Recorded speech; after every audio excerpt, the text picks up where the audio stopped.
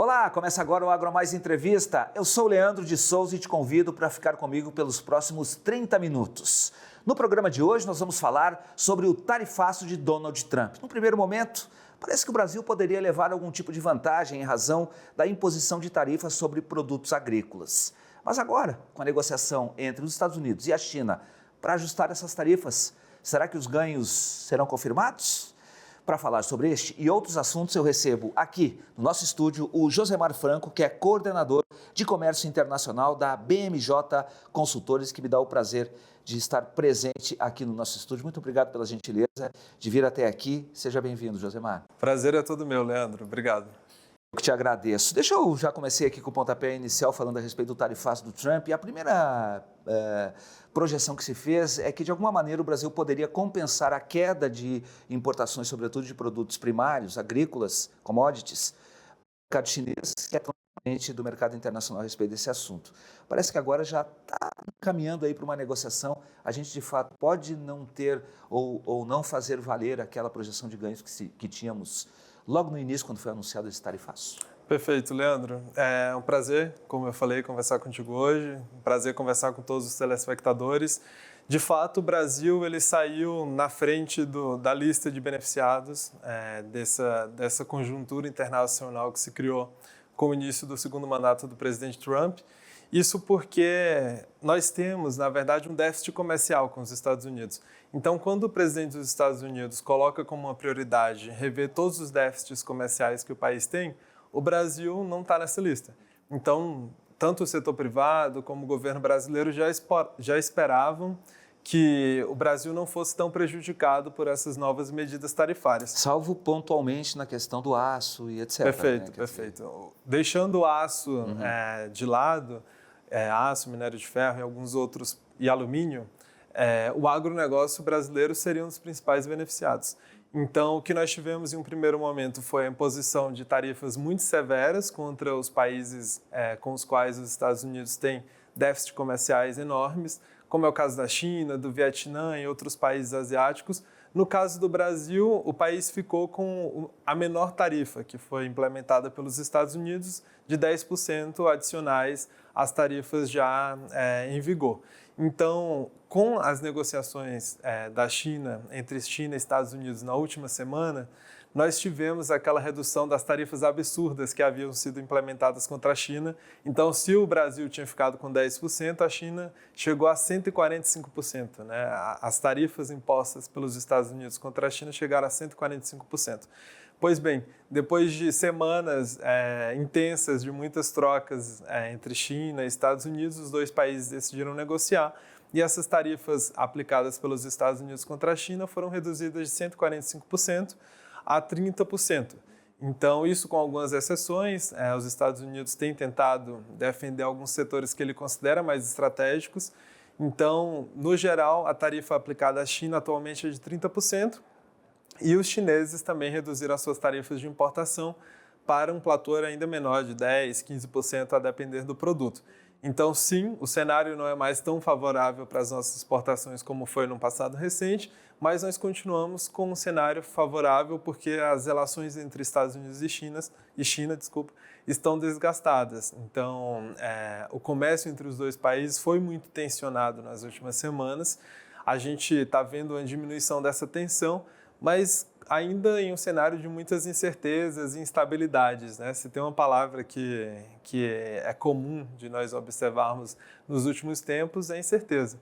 Então, pode ser que a qualquer momento novas tarifas possam surgir, porque o presidente dos Estados Unidos decidiu que o cenário não está tão favorável para os Estados Unidos e ele julga por bem aplicá-las.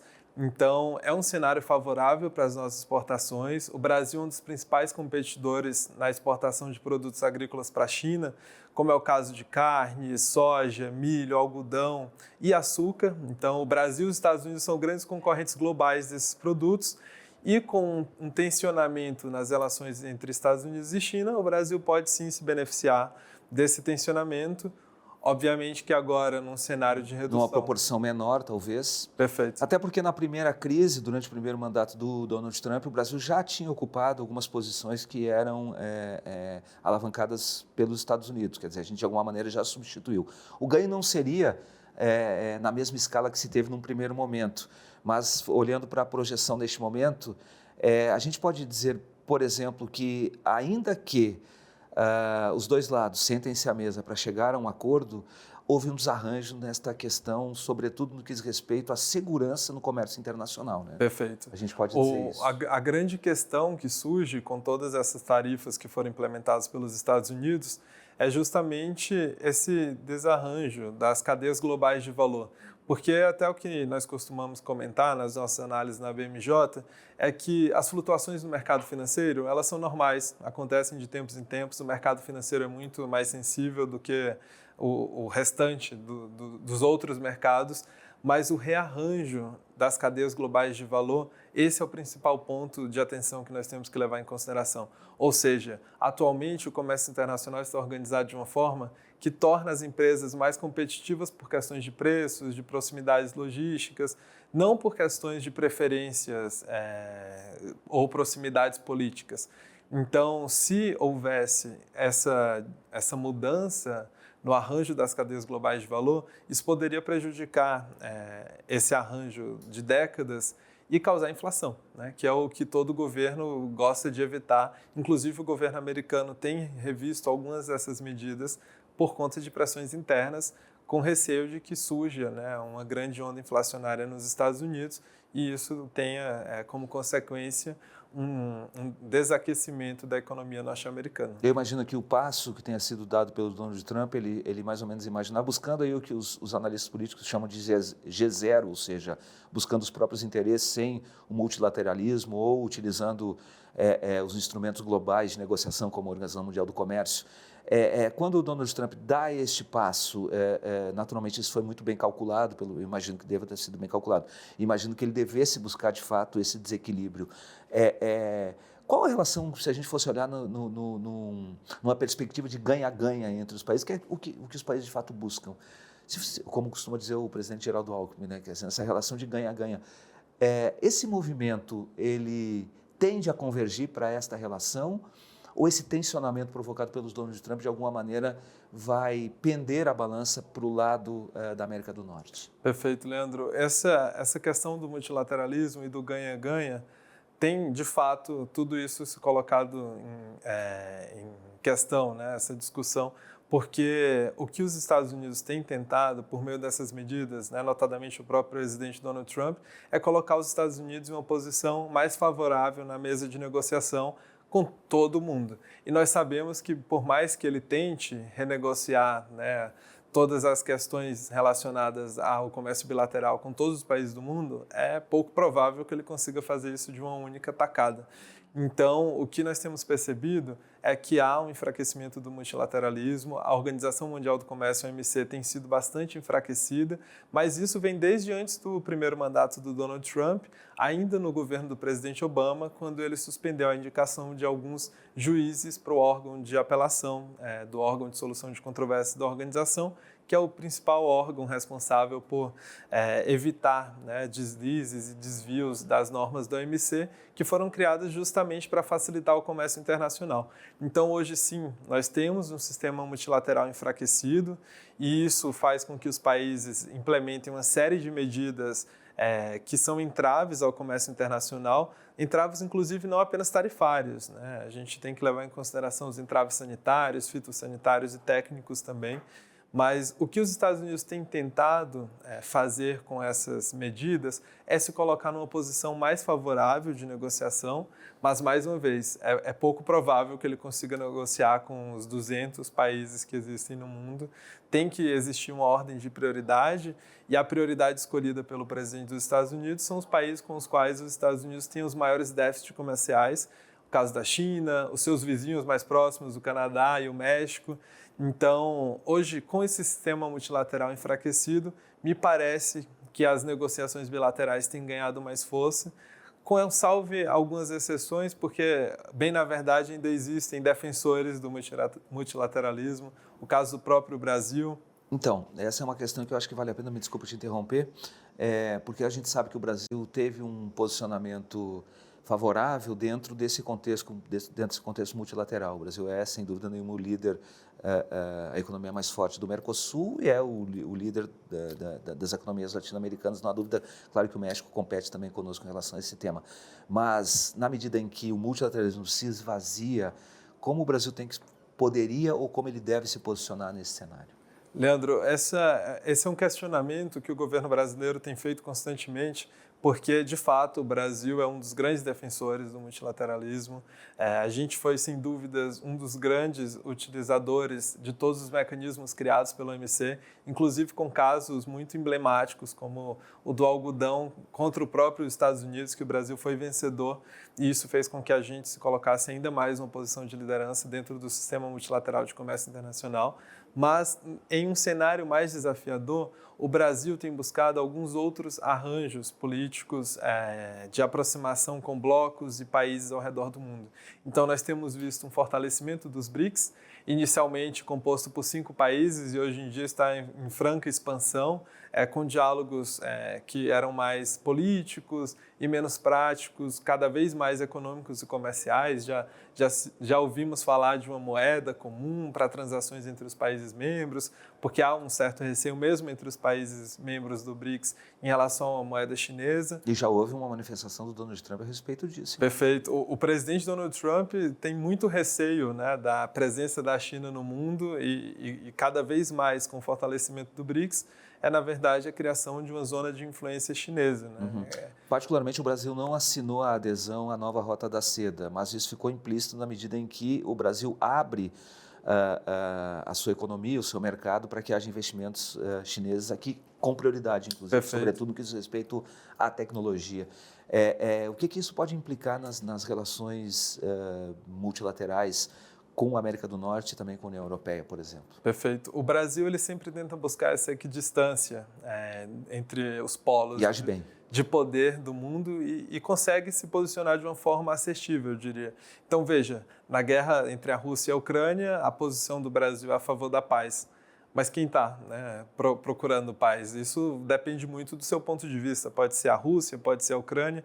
No caso dessas tensões comerciais entre Estados Unidos e China, o governo brasileiro tem sido muito cauteloso, inclusive em termos de responder ao que está sendo implementado nos Estados Unidos. Nós sabemos que a nossa posição, como comentamos, ela é positiva, a gente não ficou na lista dos mais afetados, então o governo brasileiro, inclusive em uma jogada de comunicação, tem evitado utilizar a palavra retaliação e sim reciprocidade, então não haverá a aplicação de nenhuma medida retaliatória, no máximo alguma reciprocidade às medidas americanas. Em relação à China, é indiscutível o papel da China no Brasil, a quantidade de investimentos chineses presentes no Brasil. Hoje é o nosso principal parceiro comercial, passa da casa dos 150 bilhões de dólares ano.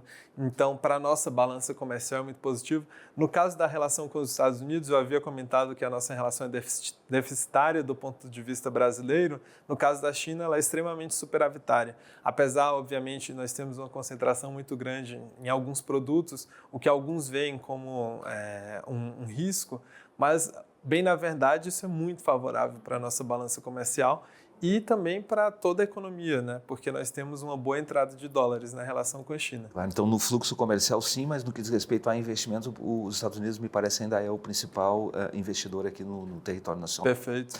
Josemar, eu vou te pedir uma gentileza, a gente vai fazer um intervalo rapidinho e volta já já, tá bom? Perfeito. Para você que está nos acompanhando, não saia daí, a gente volta já já, é rapidinho.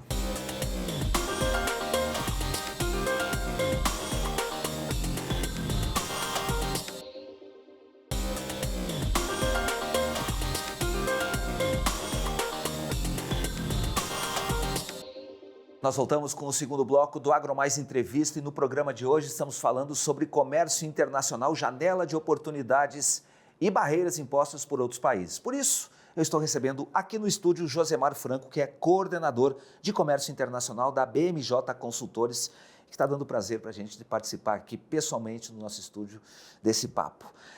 No primeiro bloco, a gente fez uma abordagem a respeito das confirmações ou não de ganhos a partir do tarifaço do Donald Trump e algumas possibilidades que se tem a partir de multilateralismo, enfraquecimento e etc. Mas eu acho que vale a pena agora a gente fazer uma abordagem, ô Josemar, porque um dos primeiros efeitos a partir da decisão do Trump e talvez do recrudescimento das negociações ou das negociações na mesa de debate foi exatamente uma aceleração que não se esperava a respeito do acordo da União Europeia e Mercosul. Olhando do ponto de vista estratégico, parece que até a França deu uma diminuída na resistência que teria em relação a esse acordo. Para os europeus passou a ser algo estrategicamente importante a partir do momento que mudou a relação Estados Unidos-União Europeia e seus 27 membros? A gente estava comentando, Leandro, sobre essas mudanças nas cadeias globais de valor e a importância de ter parceiros confiáveis. Então, sim, para os europeus, a importância do acordo Mercosul-União Europeia mudou. Então, hoje em dia, eu diria que a França continua como uma opositora, mas ela está revendo alguns dos seus conceitos em relação a esse acordo. A gente tem visto uma força de vontade muito grande da Comissão Europeia, que é o órgão executivo da União Europeia, para fazer com que esse acordo avance. A gente sabe que não foi uma negociação fácil, durou mais de 25 anos, então, se fosse uma pessoa, já estaria fora da universidade. Mas ainda existem pressões internas contrárias a esse acordo, notadamente na França. A Polônia tem se movimentado também. Mas, sobretudo, no setor primário, no setor agrícola. A gente viu, por exemplo, protestos no ano passado, Josemar, e o resultado daquilo tudo que aconteceu foi um pacote de 50 bilhões de euros, se eu não estiver enganado em relação ao número, de subsídio para o produtor. Quer dizer, como que nós, de fato, vamos furar essa bolha, na medida em que é um setor muito significativo do ponto de vista da importância que ele tem para os europeus, da fixação do homem no campo, da produção agrícola, etc., já que eles não são competitivos. Como vai ser esse equilíbrio? O que você espera daqui para frente a partir da consolidação, de fato, desse acordo União Europeia-Mercosul? Exato. Hoje, as grandes oportunidades para as nossas exportações para a União Europeia estão no setor agrícola. Então, para o Brasil, recentemente houve aquela rediscussão dos termos do acordo, sem entrar nas ofertas tarifárias e tudo mais, mas houve a negociação de um protocolo adicional ao acordo que foi finalizada no final de 2024. Então, nos últimos 2 anos, tanto o Mercosul como a União Europeia trouxeram as suas principais sensibilidades para a mesa. A União Europeia chegou a mencionar alguma questão relacionada às ofertas que foram concedidas ao Mercosul, e o Mercosul sempre foi muito firme em defender que a União Europeia precisava fazer boas ofertas às nossas exportações agrícolas, porque ali estariam os nossos principais diferenciais competitivos, que é o caso das exportações industriais da União Europeia. Ainda assim, você acredita que é possível a aprovação desse acordo, ainda que a gente saiba o peso que tem o setor primário nas economias europeias? O setor agrícola europeu tem um peso forte e consegue se movimentar e se articular de uma forma incrível, né? Qualquer outro setor teria certa dificuldade porque não temos outros setores que conseguiriam travar as ruas, estradas com tratores. Mas, dito isso, Leandro, eu acredito que sim, o timing para o acordo Mercosul-União Europeia é o melhor possível, porque nós temos essa vontade europeia de avançar com esse acordo. De acordo com algumas fontes do governo brasileiro, a gente tem escutado que a previsão é de concluir todo o processo de revisão legal dos textos, de traduções que estão sendo feitas agora, no segundo semestre deste ano, e após isso o acordo ser assinado e já seguir para a ratificação. Então a expectativa do governo brasileiro é muito positiva e existem demonstrações muito favoráveis por parte da União Europeia. Agora, o que vai determinar se esse acordo de fato vai ser aprovado ou não, porque nós sabemos que ele pode até ser assinado, se houver um consenso dentro do Conselho da União Europeia, mas ser ratificado é um outro caminho. O que a União Europeia, a Comissão Europeia tem feito para que ele seja ratificado de uma forma mais célere é separar a parte política da parte comercial. A parte comercial ela pode ser aprovada apenas no Parlamento Europeu, enquanto a parte política precisa passar pelos parlamentos nacionais, ou seja, passar pelo Parlamento Europeu e, posteriormente, pelos 27 parlamentos nacionais dos países membros da União Europeia. Se a Comissão Europeia fizer essa segmentação, a parte comercial entra em vigor após a ratificação pelo Parlamento da União Europeia, que nós sabemos que é muito mais provável do que a ratificação por boa parte dos países membros da União Europeia. Então, essa estratégia que tem sido desenhada pela Comissão Europeia, ela já fez isso em outros momentos, mas o time é o melhor das últimas décadas, né? Uma negociação que já dura bastante tempo, mas tem ainda muitos desafios a serem superados. O que o Brasil e o Mercosul não podem deixar de lado é a vontade de fazer com que essa negociação acabe. Nos últimos anos, a gente viu certas dificuldades que foram enfrentadas pelo governo brasileiro para fazer com que essa negociação avançasse. No momento, o time é o ideal. A União Europeia tem visto, né, todas as suas cadeias de suprimentos com muito cuidado, não só por conta da questão dos Estados Unidos, mas cabe também nós lembrarmos o conflito da Rússia com a Ucrânia. A invasão russa fez com que a União Europeia tivesse que rever todas as suas cadeias de suprimento, principalmente relacionadas à energia. Sem alimentos e sem energia não tem nenhum país que consiga crescer, né, e estruturar a sua economia. E a União Europeia tem buscado cada vez mais esses parceiros confiáveis e tem aqui no Mercosul 5 países agora, na verdade, com a entrada da Bolívia no Mercosul, bastante confiáveis do ponto de vista comercial e político também. Sobretudo se você quiser manter a estabilidade com um bem-estar social como busca a União Europeia. Mas aí você citou, por exemplo, a questão da guerra Rússia e Ucrânia. Eu posso citar, por exemplo, o conflito no Oriente Médio envolvendo Israel e a Palestina e o Irã entrando nessa jogada. A gente está vendo que há uma mudança de eixo do ponto de vista da importância econômica e da produção econômica da União Europeia para a Ásia, sobretudo para a Ásia, onde os países que ficam no entorno da China ali começam a apresentar um alto índice de desenvolvimento e de consumo também.